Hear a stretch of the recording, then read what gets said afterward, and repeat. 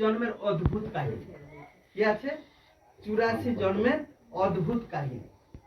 আজকাল সারা সংসারে মানুষ বলে কি যে মনুষ্য আত্মা 84 লক্ষ জনিতে যায়। কি বলে? 84 লক্ষ জনিতে যায়। কিন্তু পরমাত্মা এসে বলছে যে 84 জন্মেতে যদি এত জনসংখ্যা হয়ে যায় 5000 বছরে, তাহলে 84 লক্ষ বার যদি জন্ম হয়, তাহলে মানুষ কার উপরে দাঁড়াবে? এখন মানুষের দাঁড়ানোর কোনো কি জায়গা আছে? জায়গা নেই। অর্থাৎ মানুষ খুব জোর হলে ম্যাক্সিমাম 84 জন্মের জন্ম পায়। একটা আত্মা 84টা শরীর ধরতে পারে, 84টা ঘরে জন্ম নিতে পারে, 84টা ঘর সম্পর্ক হতে পারে, তারপরে তাকে আবার পুনরায় চক্রে তাকে ফিরে। তাহলে যেখানে দেখানো হলো সেই সৃষ্টিতে, সেই যে রাধা কৃষ্ণ যখন যে সত্যযুগী দুনিয়ায় যে জন্ম নিয়েছিল, এইটা হচ্ছে সত্যযুগী। সেই রাধা কৃষ্ণকে বলা হচ্ছে কি যে রাধা কৃষ্ণর আত্মা, একে বলা হচ্ছে কি এটা হচ্ছে কি শতগুণী। শতগুণী মানে কি যে 16 কলাতে পরিপূর্ণ। অর্থাৎ যেরকম শ্রীকৃষ্ণকে কি বলা হয় যে 16 কলা সম্পূর্ণ শ্রীকৃষ্ণ। অর্থাৎ সেই শ্রীকৃষ্ণের আত্মা আর রাধার আত্মা এই সত্যযুগী দুনিয়াতে তারা যখন জন্ম নেয়, সেখানে তারা হচ্ছে 16 কলাতে সম্পূর্ণ। অর্থাৎ তাদের কোনো কমি কমজোরি নেই। সেই সত্যযুগী দুনিয়াটা তাহলে 1250 বছর বলা হয়। সেই 1250 বছর আগে সেটাকে এই যে রাধা কৃষ্ণের আত্মা এইখানে 1250 বছরে মাত্র 8 বার জন্ম নেয়। কতবার? 8 বার জন্ম।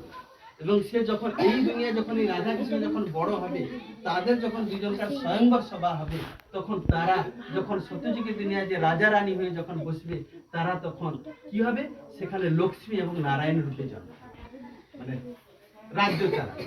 যখন রাজ্য যখন চালাবে, সেখানে পরপর 8 বার জন্ম। সেখানে একবার জন্মতে মিনিমাম 150 বছর করে আয়ু হবে। কত বছর বললাম? 150 বছর করে আয়ু। অর্থাৎ তখনই সেই আত্মা হচ্ছে 16 কলা। এবং সেই যে যখন সেইটা যে 1250 বছর যখন কমপ্লিট হয়ে যাবে, তখন সেই দুনিয়ায় যে দুজন যে আত্মা ছিল, কখন? সত্যযুগী দুনিয়ায় রাধা আর কৃষ্ণ তখন জন্ম নেওয়ার পরে সেই যে সত্যযুগী দুনিয়াতে 1250 বছর হতে সেইখানে তার রাজা রানী জনসংখ্যা মিলে হবে কত? 9 লাখ জনসংখ্যা। কত বললাম? 9 লাখ। কত বছরে?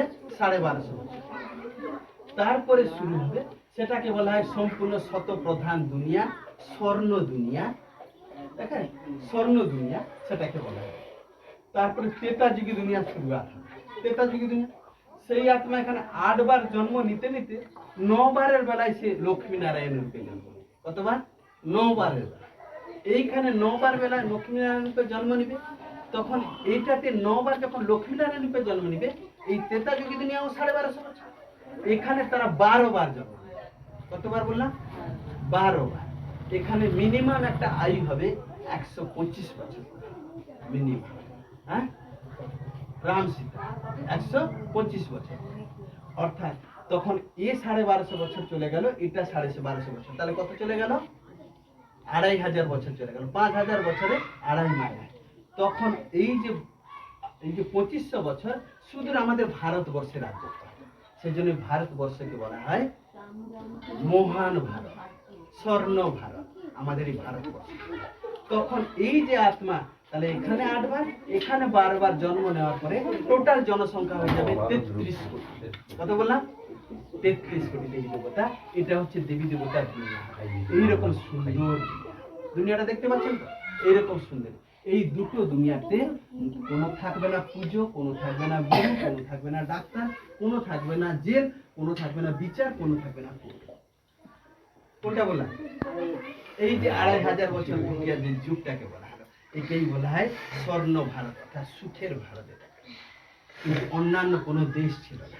এই 33 কোটি জনসংখ্যা, অর্থাৎ 33 কোটি দেবী দেবতা। তারপরে শুরু হয় দ্বাপর। এটাই ছিল হচ্ছে কি যে সেই যে ব্রহ্মা যে ছিল, সে ব্রহ্মার দিন। অর্থাৎ একে বলা হয় রাম রাজ্য। কি বলা হতো? রাম রাজ্য। অর্থাৎ এটা হচ্ছে কি পরমপিতা পরমাত্মা যে রাম এসে এই রাজ্যত্ব স্থাপনা করবে। এটা থাকবে কি আত্মিক স্থিতি থাকবে। তখন এখানে দেহভান থাকবে। কি থাকবে? আমিও আত্মা, তুমিও আত্মা, এক রাজ্য, এক ভাষা, এক সংসার থাকবে। এই টোটাল 2500 বছর। তাহলে কোনো অশান্তি কারণে একইটা সংসার থাকবে, একই ভাষা থাকবে। অর্থাৎ সেটাকে বলা হয় রাম রাজ্য। সেখানে কোনো অন্য কোনো রাজ্য থাকবে না। সেখানে থাকবে না, কি থাকবে না?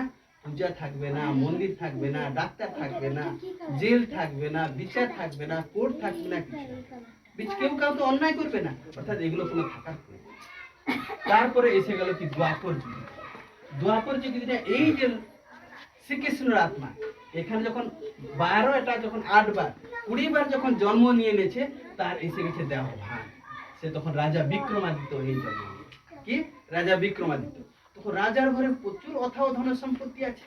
অথাও ধন সম্পত্তি, রাজা তখন অহংকার এসে গেছে। তখন আর আত্মিক স্থিতি ভুলে গেছে।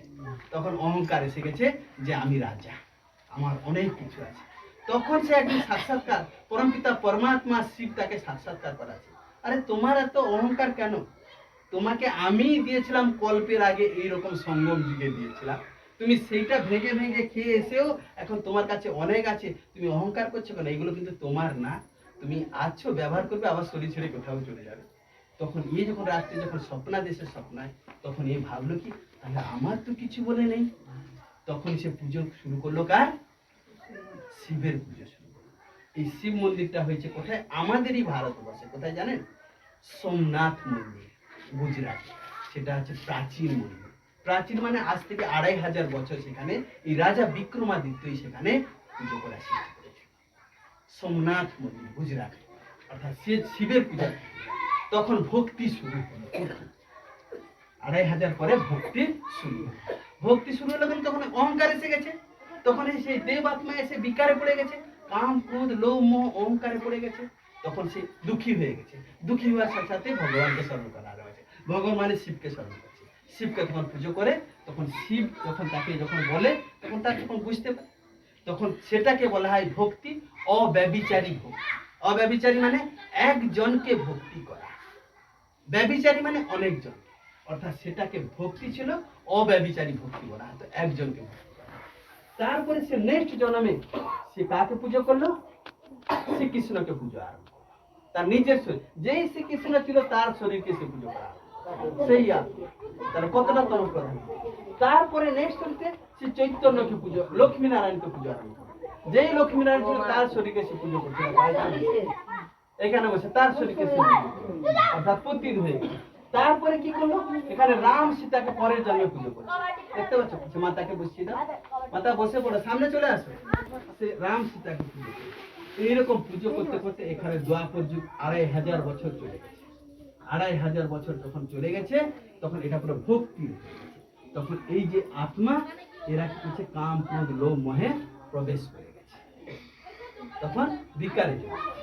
তখন 2500 বছরে এইখানে এসে 2500 বছরে এখানে পুরী জন্ম নিল। এখানে 1250 বছরে সেই আত্মা এখানে নিল কত? 12 জন্ম, 21 জন্ম নিল। কত জন্ম? 21 জন্ম নিল। তাহলে এটা 8, 12, 21 কত হলো? কত? 41 জন্ম। তারপরে আরম্ভ হয়ে গেল কলিযুগী। কলিযুগী দেখতে পাচ্ছ তো? এখন তখন এই আত্মা এখানে হলো কত? 8 জন্ম, 8 16 কলা, এখানে 14 কলা, এখানে 8 কলা। মানে গুণ তখন কমে গেছে, আত্মার মধ্যে 4 দিন তখন কমে গেছে, অর্থাৎ তখন শক্তি কমে গেছে। তারপরে কলিযুগী দুনিয়ার সৃষ্টি হলো। কলিযুগী দুনিয়ার যে যার এক একটা গুণ করতে পূজা হয়। এখানে লক্ষ্মীকে, হনুমানকে, ঋষিকে, গাছকে, এখানে সব পুজো করতে করতে পুজো করছে, মূর্তি বানাচ্ছে, নিজের মূর্তি পুজো করছে, আর জলে ডুবাচ্ছে, মানে বিসর্জন দিচ্ছে। নিজের চিত্রকে নিজে পুজো করছে, নিজের চিত্রকে আবার বিসর্জন দিয়ে দিচ্ছে। এই করতে করতে কলিযুগী দুনিয়া এখন তম প্রধান। দেখতে পাচ্ছ তো? তম প্রধান দুনিয়া। এখন কলিযুগী দুনিয়ায় কত ভক্তি চলেছে, কত যে যাকে পাচ্ছি আমরা ভক্তি করতে চলছি। কেউ পাথরকেও ভক্তি করছি, কেউ গাছকে পুজো করছি, আবার কেউ বলছে যে ভগবান সর্বব্যাপী সবার মধ্যে আছে।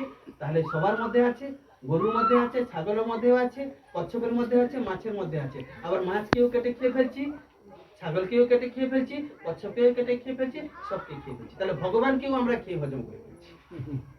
তাহলে ভগবান সর্বব্যাপী নয়, ভগবান হচ্ছে এক। রাইট না রং? সবার মধ্যে, মাছের মধ্যে যদি ভগবান থাকতো তাহলে মাছকে কেটে খেতাম না, আর আমার মধ্যে যদি ভগবান থাকতো তাহলে আমি অসুখে পড়তাম না, আর আমি কষ্ট করতাম না। সঠিক তো? বা আমার বাবা যদি, শরীরের পিতা যদি ভগবান হতো, তাহলে আমাকে মন্দিরে যেতে হতো না, ভগবানকে স্মরণ করতে হতো না, ব্রত পালন করতে হতো। আমার বাবাই আমাকে ঠিক করে। সঠিক না বেঠিক? তাহলে ভগবান কারোর মধ্যে নেই, ভগবান হচ্ছে এক। জ্যোতিষর, দেবতা হচ্ছে 33।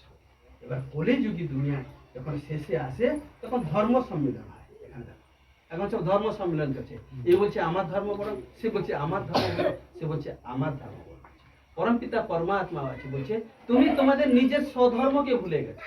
তাদের আমাদের নিজের স্বধর্মকে ভুলে গেছি, যে আমি যে আত্মা, আমার যে গুণ যে ছিল দৈবিক গুণ, আমি যে শান্ত ছিলাম, আমি যে সুখ স্বরূপ ছিলাম, আমি যে আনন্দ স্বরূপ ছিলাম, সেগুলো আমরা ভুলে গেছি। আমাদের কাছে আনন্দ আছে, সুখ আছে, শান্তি আছে কি নেই। পরমাত্মা বলছে তুমি নিদ্রাতে জাগ্রত করো যে তুমি আত্মা, তুমি শরীর নও, তখন তোমার সেই সব গুণ আবার ফিরে আসবে।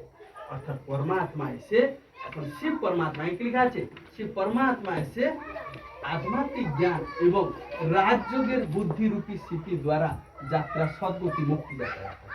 অর্থাৎ যখন আমরা আত্মা বলে পরমাত্মা স্মরণ করতে পারবো, তাহলে আমরা দেহ থেকে মুক্তি হতে পারবো, দেহর দুনিয়া থেকে মুক্তি হতে পারবো, দেহর বিকার থেকে মুক্তি হতে পারবো, মুক্তি থেকে জীবন মুক্তিতে অর্থাৎ সতী জীবনে আসতে পারবো। অর্থাৎ এখানে ব্রহ্মার দ্বারা সৃষ্টি স্থাপনা করছে আর বিষ্ণু দ্বারা পালনা করছে। এখন কলিযুগী দুনিয়ার এখন অন্তিম, এখন অন্তিম এটা নরকের দুনিয়া। নরকের দুনিয়া এখানে যা ছবি আছে এই নরকের দুনিয়া এগুলো চলছে কিনা বলো, চলছে নিশ্চিত।